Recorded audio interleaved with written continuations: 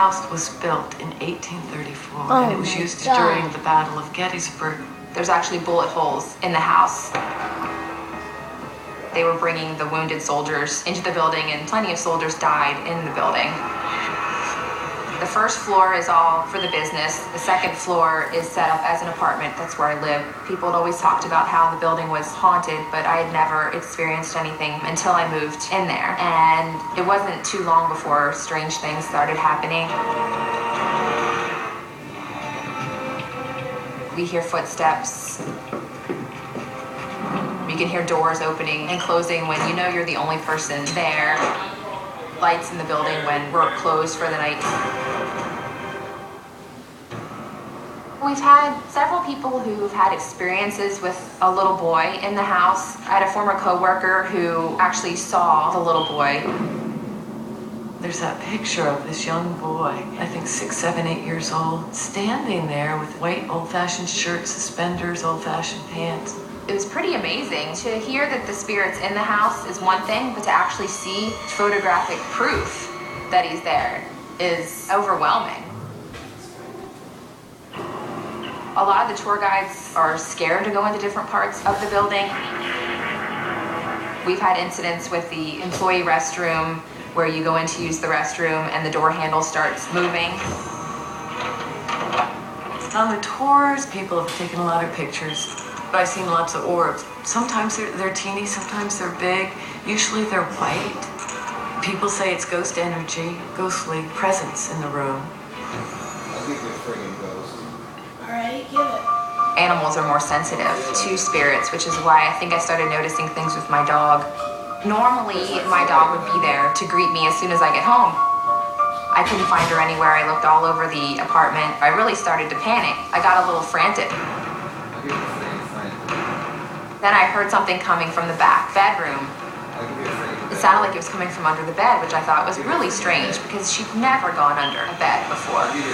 She didn't want to come out. It took me a good bit of coaxing to get her to come out. I couldn't figure out, was there someone that had gotten her scared enough to go under there? Thought, no, I've been here all day. There's no way someone could be up here. One night also, I was standing in the kitchen making dinner. My dog was laying in the living room area, and I caught some movement out of the corner of my eye. That's when I saw the tennis ball rolling across the kitchen floor into the living room, and it stopped basically right in front of her. There's no explanation. I was the only one there. I think it's the little ghost boy that likes to play with the dog. I think the little boy will stay. It's his house, and I don't think he has plans to leave anytime soon.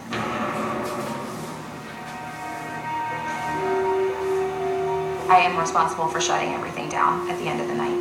And so I set the alarm and make sure all the lights are off. The building's completely dark by the time I walk out to the back.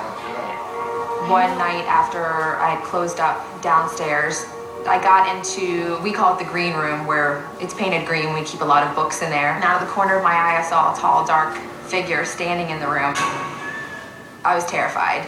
I had to physically step around him because I thought I was going to run into him. That's how sure I was there was someone standing there. He was very tall, at least over 6 feet tall, and very imposing in stature, and it scared me. So I bolted for the back door and ran to the apartment out back where my mom and my stepdad were staying.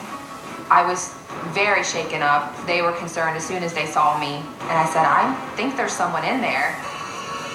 My stepdad said, well, do you want to go over there and check it out? I was like, I'm not going. There's a burglar alarm. If there's someone in there, it'll set the alarm off, and it never did. I still walk through that room in the dark every night and always have this fear that I'm gonna see him.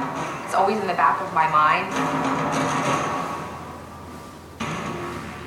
The ghosts want you to go so that they can have their time in the house. I don't feel welcome. So I just don't spend much time in there. I just want to go in, do what I have to do, and get out.